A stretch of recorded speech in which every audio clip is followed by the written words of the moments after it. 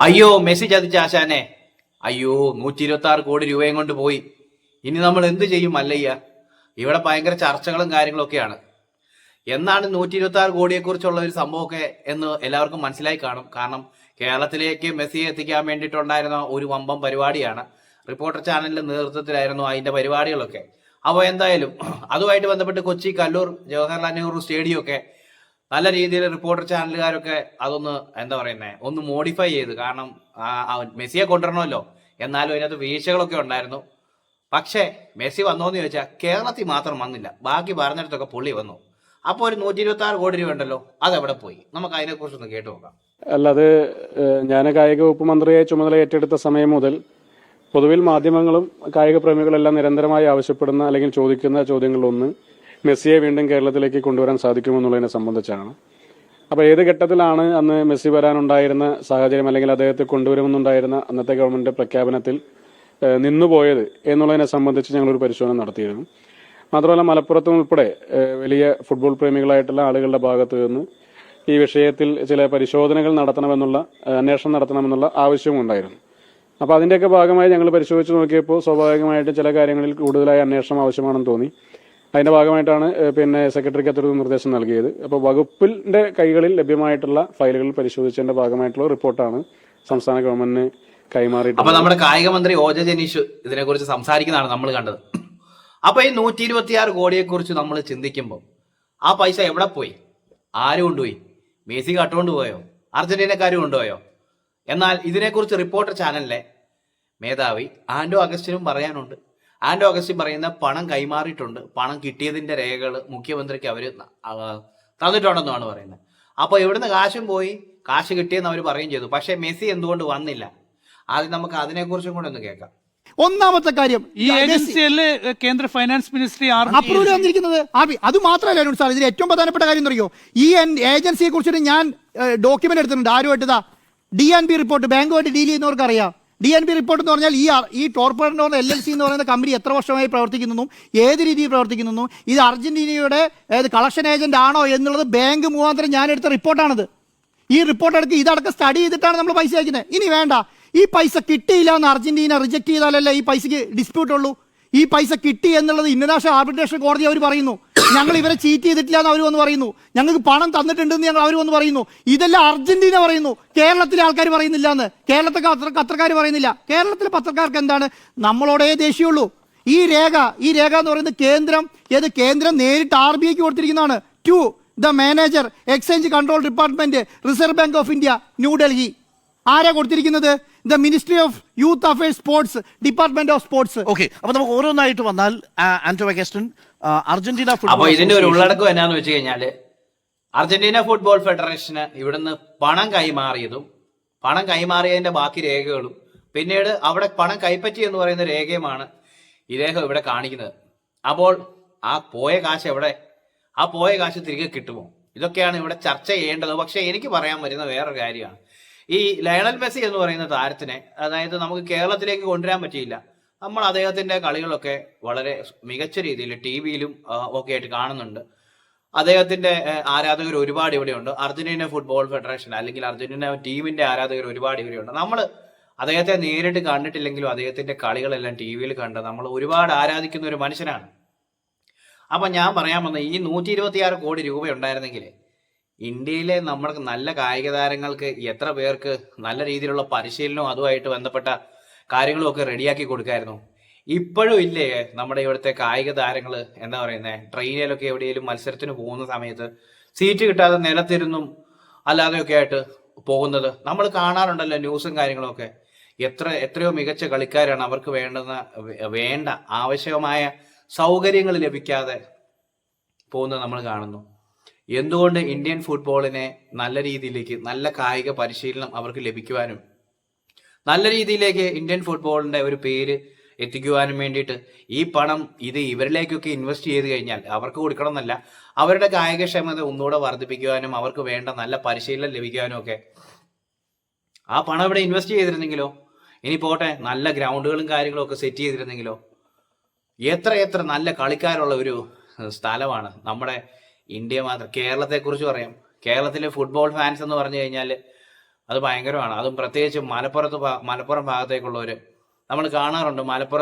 മലപ്പുറത്തുള്ളവരുടെ ഫുട്ബോളിനോടുള്ള കഠിനമായ ആരാധന. എന്തായാലും ഇപ്പോഴത്തെ മന്ത്രിസഭ മലപ്പുറത്തിനൊരു ഫുട്ബോൾ സ്റ്റേഡിയം, അന്താരാഷ്ട്ര നിലവാരത്തിലുള്ള ഫുട്ബോൾ സ്റ്റേഡിയം ഒക്കെ വാഗ്ദാനം ചെയ്തിട്ടുണ്ട്. അത് എത്തുമെന്നൊന്നും അറിയത്തില്ല. വന്നാൽ നല്ലതാണ്. നമുക്ക് ഒരുപാട് ഫുട്ബോൾ താരങ്ങളുണ്ട്, അവരെയൊക്കെ വളർത്തിയെടുക്കുവാനായിട്ടുള്ള ഒത്തിരി സാഹചര്യങ്ങളുണ്ട്. നമ്മുടെ മുൻ താരങ്ങൾ തന്നെ പലതവണ പറഞ്ഞിട്ടുണ്ട് ഇന്ത്യയിൽ ഫുട്ബോൾ വളരാത്തതിനുള്ള കാരണങ്ങൾ. ഒന്ന്, ഇവർക്ക് വേണ്ട ഫെസിലിറ്റീസ് കിട്ടുന്നില്ല. പിന്നെ ഫെഡറേഷന്റെ ഭാഗത്തു നിന്നുള്ള ചില വിമുഖതകൾ പറയുമ്പോൾ വലിയ ഇതാണ് AIFF, വലിയ സംവിധാനവും കാര്യങ്ങളൊക്കെയാണ്. പക്ഷെ അവരുടെ ഭാഗത്തു നിന്ന് അവർക്കും ചില പാർഷ്യാലിറ്റികളും കാര്യങ്ങളും എല്ലാം ഉണ്ട്. നല്ല കളിക്കാരെ കണ്ടെത്താനുള്ള സ്കൗട്ടിങ്ങും പരിപാടികളും ഒന്നും നടക്കുന്നില്ല. അപ്പൊ അങ്ങനെയുള്ള ചില പ്രശ്നങ്ങളുണ്ട്. ഇതിപ്പോ ഫുട്ബോളിന്റെ കാര്യം ആയതുകൊണ്ടാണ് ഞാൻ ഫുട്ബോളിലെ ഇത്രയും കാര്യമായിട്ട് പറയുന്നത്. നമുക്കറിയാം, നമ്മുടെ എണ്ണം പറഞ്ഞ താരങ്ങൾ, IM വിജയൻ എന്ന് പറയുന്ന പ്ലെയറിനെ ഇന്ത്യ ഒട്ടാകെ അല്ലെങ്കിൽ ഇന്ത്യക്ക് പുറത്തേക്ക് നല്ല രീതിയിൽ അറിയാം. ആ ഒരു പ്ലെയറിന്റെ കാലിബറും കഴിവും എന്താന്നുള്ളത് അദ്ദേഹം തെളിയിച്ചിട്ടുള്ളതാണ്. അതിനുശേഷവും ഒരുപാട് നല്ല കളിക്കാർ വന്നിട്ടുണ്ട്. പക്ഷെ അവര് വന്നു എന്താ വന്താ സുത്ത പോവുക എന്നൊക്കെ പറയത്തില്ലേ, വരിക കളിക്കുക പോവുക. പക്ഷെ അവർക്ക് പിന്നീട് അവർക്ക് ആ ഒരു ബാക്കപ്പ് അല്ലെങ്കിൽ അവർക്ക് അവരുടെ ആ പെർഫോമൻസ് നല്ല രീതിയിൽ മെച്ചപ്പെടുത്താനോ അല്ലെങ്കിൽ അവർക്ക് കൂടുതൽ കളിക്കാനുള്ള അവസരങ്ങളോ കിട്ടുന്നില്ല. അല്ലെങ്കിൽ എന്തൊക്കെയോ എവിടെയൊക്കെയോ തകരാറുകൾ നമ്മൾ പറയത്തില്ലേ. ഒരു 11 പേരെ, നല്ല കിണ്ണം കാച്ചി 11 പേരെ തിരഞ്ഞെടുക്കാൻ ഇനി മാത്രം പാടുണ്ടോ? ഇന്ത്യയിലെ ഫുട്ബോൾ ഫെഡറേഷന് കേരളത്തിൽ നിന്ന് തന്നെ പെറുക്കിയെടുക്കാൻ പറ്റുമായിരിക്കും. 11 ഒരു 100 കളിക്കാരെ, നല്ല ഒന്നാം തരം 100 കളിക്കാരെ, ഇടിവെട്ട് പ്ലേയേഴ്സിനെ. അങ്ങനെ ഇരിക്കുമ്പോഴാണോ ഇവിടെ ഏഷ്യൻ ഗെയിംസിന് പോലും അല്ലെങ്കിൽ എന്താ പറയുന്നത്, നമ്മുടെ ഇന്ത്യൻ ഫുട്ബോളിനെ വിടുന്നില്ല എന്നൊക്കെയാ പറഞ്ഞത്. എന്താണ് കാര്യം? അതിനുള്ള കപ്പാസിറ്റിയും കാലിബറും കഴിവില്ലെന്നാ പറഞ്ഞത്. ഇന്ത്യൻ ഫുട്ബോൾ ഫെഡറേഷൻ പറയുന്നത് ഇപ്പോൾ ഉള്ള കളിക്കാരെ കഴിവുകെട്ട കളിക്കാരെന്നാണ് പച്ചയ്ക്ക് പറയുവാണെങ്കിൽ പറയുന്നത്. അപ്പം എന്തൊക്കെയാണെങ്കിലും നമുക്ക് നല്ല കളിക്കാരുണ്ട്. പക്ഷെ അവരെ ഒന്നുകൂടെ ഒന്ന് ബൂസ്റ്റ് ചെയ്യാനോ മോട്ടിവേറ്റ് ചെയ്യാനോ അവരുടെ കളി, അവരുടെ പ്രകടനം മെച്ചപ്പെടുത്താനോ ആയിട്ടുള്ള സംവിധാനങ്ങളും സൗകര്യങ്ങളുമാണ് റെഡിയാക്കി കൊടുക്കേണ്ടത്. ഈ 126 കോടി രൂപ കാട്ടിക്കൂടെ പോയ ഒരു അവസ്ഥ, അത് ആരാ കട്ടുകൊണ്ട് പോയത്? അർജന്റീന കട്ടുകൊണ്ട് പോയോ? മെസ്സി കട്ടുകൊണ്ട് പോയോ?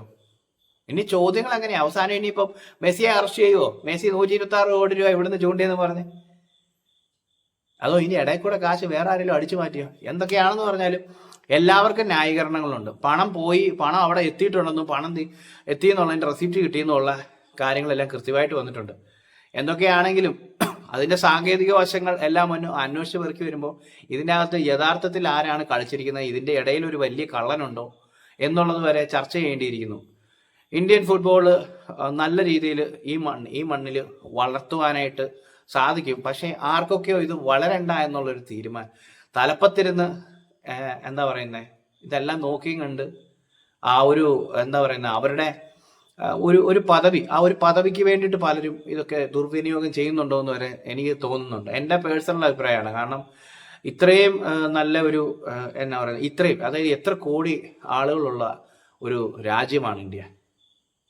വെറും 5 ലക്ഷം പേരുള്ള ഒരു രാജ്യം, കേപ്പ് വെർദെ എന്ന് പറയുന്ന രാജ്യം വേൾഡ് കപ്പിൽ വന്നിട്ട് അവർ കാണിച്ച അത്ഭുതം കണ്ട് നമ്മളെല്ലാം നമുക്ക് ഭയങ്കര സന്തോഷമായിപ്പോയി. 5 ലക്ഷം പേര് മാത്രമുള്ള ഒരു രാജ്യം, ആഫ്രിക്കൻ രാജ്യമാണ്. അപ്പം എന്തുകൊണ്ട് ഇത്ര കോടിക്കണക്കിന് ഇതുള്ള ആളുകളുള്ള ഇന്ത്യയിൽ നിന്ന് നല്ല പ്ലേയേഴ്സിനെ കൊണ്ടുവന്ന് ഈ നമ്മുടെ ഇവിടെ കായികമൊന്നും വളരണമെന്ന് ആർക്കും താല്പര്യമില്ല. പക്ഷെ വളരുന്ന ഒന്നുണ്ട്, ക്രിക്കറ്റ് എപ്പോഴും വളരും. കാരണം ക്രിക്കറ്റിൽ കളിക്കാരും ഉണ്ട്, ബിസിനസ്സും ഉണ്ട്. ഇടിച്ചിടിച്ച് നിൽക്കുകയാണ്. സ്റ്റാർ വാല്യുള്ള കളിക്കാരെല്ലാം ഇപ്പോൾ അകത്ത് നിൽക്കും. അല്ലാതെ ഒരു ഇടയ്ക്കെപ്പോഴേലും ഒരു താരമൂല്യം കുറഞ്ഞ അവൻ വെളിയിൽ. അതിൻ്റെ അകത്തുകൊണ്ട് പൊളിറ്റിക്സ് പറഞ്ഞിട്ട് കാര്യമില്ല. നമ്മൾ എത്രമാത്രം കളികൾ കാണുന്നതാണ്. എന്തൊക്കെയാണെങ്കിലും ഇന്ത്യയിലെ കായികം എന്ന് പറയുമ്പോൾ മനസ്സിലേക്ക് വരുന്നത് എപ്പോഴും ക്രിക്കറ്റാണ്. മറ്റു തരത്തിലുള്ള അത്ലറ്റിക്സ് കാര്യങ്ങളെല്ലാം ഉണ്ടെങ്കിൽ പോലും എന്തുകൊണ്ടോ പ്രൊജക്റ്റ് ചെയ്യുന്നില്ല. ഒരു സമയം എന്താ പറയുന്നത്, നമുക്ക് നല്ല ബോക്സിംഗ് താരങ്ങളുണ്ട്, നമ്മൾ ഹെവി പവർ ലിഫ്റ്റിംഗ് താരങ്ങളുണ്ട്, ലോങ് ജമ്പ് താരങ്ങളുണ്ട്, എന്താ പറയുന്നത് ഓട്ടം, നല്ല റണ്ണിങ് റേസ് നടത്തുന്ന 100 മീറ്റർ ഓട്ടം, 400 മീറ്റർ ഓട്ടം, അല്ലെങ്കിൽ മാരത്തോൺ ഓടുന്ന നല്ല പ്ലേയേഴ്സ്, ഇതൊക്കെ ഉണ്ട്. ഇത്രയും നല്ല ആളുകളെല്ലാം ഉണ്ട്. നമ്മുടെ ഇന്ത്യയിലെ താരങ്ങളെ ഒന്നും ആരും ശരിക്കും പറഞ്ഞാൽ അറിയത്തില്ല. ക്രിക്കറ്റ് താരങ്ങളുടെ പേര് ചോദിച്ചാൽ അറിയാം, കുറച്ച് ഫുട്ബോൾ താരങ്ങളുടെ പേര് ചോദിച്ചാലും അറിയാം. പിന്നെ എന്താ പറയുക, ബാക്കിയുള്ള ഐറ്റംസിലുള്ളവരുടെ പേരുകൾ ചോദിച്ചാൽ ചിലപ്പോൾ കൺഫ്യൂഷനാണ്. ഇവരൊക്കെ ഏതാ ആദ്യം. പിന്നെ പത്രമൊക്കെ വായിക്കുന്നവരാണെങ്കിൽ ഏകദേശം നമുക്കറിയാം മേരി കോമിനെ പോലെയുള്ള ആളുകളുടെ അവരുടെയൊക്കെ അവരുടെ ഒരു പ്രായത്തിലും ആ ഒരു പ്രായത്തിൽ പോലും എന്താ പറയുക, നമ്മൾ പറയുന്നത് പ്രായം കഴിഞ്ഞു എന്ന് വിചാരിക്കുന്നിടത്തും അത്ഭുതങ്ങൾ കാണിക്കുന്നവരാണ് മേരി കോമിനെ പോലുള്ള താരങ്ങൾ, ഇന്ത്യൻ ബോക്സിംഗ് താരങ്ങൾ. അപ്പോൾ അങ്ങനെ എത്രയോ താരങ്ങളുണ്ട്. അപ്പോൾ അങ്ങനെയുള്ള താരങ്ങളെയൊക്കെ എപ്പോഴൊക്കെയോ ഒന്ന് നമ്മൾ സോഷ്യൽ മീഡിയ വഴി നമ്മൾ കണ്ട് മിന്നി മറഞ്ഞു പോകുന്ന ഒരു അവസ്ഥയാണ്.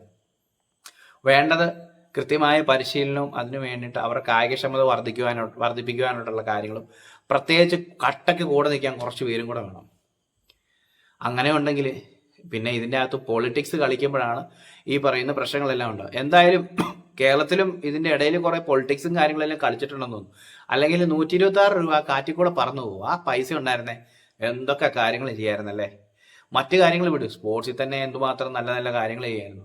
പിന്നെ 126 കോടി രൂപ കൊടുത്തിട്ട് ഇവിടെ മെസ്സിയെ കൊണ്ടുവരുന്ന സമയത്ത് മെസ്സിയെ പോലെ കളിക്കാൻ ഉതകുന്ന നല്ല എത്രയോ കളിക്കാരെ ഇവിടെ വളർത്തിയെടുക്കായിരുന്നു.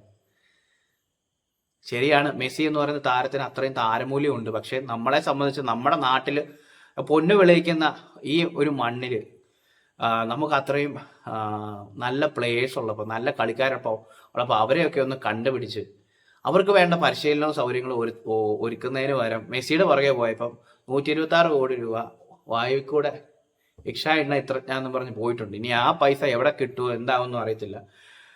ഇത്രയും കാശ് പോയി, കാശ് നമുക്കാർക്കും ഇല്ല. എൻ്റെ പോക്കറ്റിൽ നിന്നല്ല പോയത്, സർക്കാരിൻ്റെ പോക്കറ്റിൽ നിന്ന് പോകുമ്പോൾ നമ്മുടെ പോക്കറ്റിൽ നിന്ന് പോകുന്ന പോലെ തന്നെയാണ്. അപ്പോൾ എന്തായാലും ഇനിയെങ്കിലും നമ്മുടെ ഇവിടെയുള്ള കളിക്കാരെയൊക്കെ അല്ലെങ്കിൽ പ്ലേയേഴ്സിനെ, കായിക താരങ്ങളെ വളർത്തിയെടുക്കുവാനായിട്ട് ക്രിക്കറ്റ് എന്ന് പറയുന്ന സംവിധാനമൊക്കെ അത്യാവശ്യം നല്ല രീതിയിൽ ഗ്രോ ചെയ്തോളൂ. എനിക്ക് തോന്നുന്നത് ക്രിക്കറ്റിനേക്കാൾ ചിലപ്പോൾ ഫുട്ബോളിന് ഒരുപാട് ഫാൻസ് നമ്മുടെ ഇന്ത്യയിലുണ്ട്. ക്രിക്കറ്റും ഫുട്ബോളും തമ്മിൽ താരതമ്യം ചെയ്യുമ്പോൾ ചിലപ്പോൾ ഫുട്ബോളിന് നല്ല രീതിയിലുള്ള പ്രൊമോഷൻ, നല്ല കളിക്കാരും, നല്ല വേദികളും, നല്ല കളികളും, ISL പോലുള്ള കളികളൊക്കെ ഉണ്ടായിരുന്ന സമയത്ത് നമ്മൾ കണ്ട എന്തുമാത്രം ഫുട്ബോൾ ഫാൻസ് ഉണ്ടായിരുന്നു എന്നുള്ളത് സംസ്ഥാനം തിരിച്ച്. അപ്പോൾ എന്തായാലും ഓരോ കായിക ഇനങ്ങൾക്കും അതിൻ്റെതായ മൂല്യമുണ്ട്, വിലയുണ്ട്. അതിലേക്ക് പണം ഇൻവെസ്റ്റ് ചെയ്താൽ, നല്ല കളിക്കാരെ കൊണ്ടുവന്നു കഴിഞ്ഞാൽ നമ്മുടെ രാജ്യത്തിൻ്റെ പേര് അവർ വാനോളം ഉയർത്തും. ഇന്ത്യ എന്ന് പറയുമ്പോഴത്തേക്കും ക്രിക്കറ്റ് മാത്രമല്ല മറ്റു കായിക ഇനങ്ങളും ഉണ്ട്, അവരവിടെയും മുന്നിലാണ് എന്ന് പറയുന്ന ഒരു ലെവലിലേക്ക് നമ്മളെത്തും. ഏതായാലും ഈ 126 കോടി രൂപയും കൊണ്ട് ആരാ പോയെന്ന് ഇനി എന്തെങ്കിലും പിടിക്കുകയാണെങ്കിൽ നമുക്കറിയാം, അല്ലെങ്കിൽ ആ കാശ് കാട്ടിക്കൂടെ പോയൊന്നും കൂടെ നമുക്കറിയാം. ഇതൊന്നും ആരും ചർച്ച ചെയ്യത്തില്ലായിരിക്കും. ചിലപ്പോൾ ഒരു ചൂടൻ ചർച്ച കഴിഞ്ഞതിന് ശേഷം പിന്നീട് അത് അടുത്ത വാർത്ത വരുമ്പോൾ മുങ്ങിപ്പോകാനും സാധ്യതയുണ്ട്. ഇതൊക്കെ കണ്ടപ്പം എനിക്ക് ഇത്രയൊക്കെ പറയണമെന്ന് തോന്നി. അതാണ് സംഭവം. ബൈ.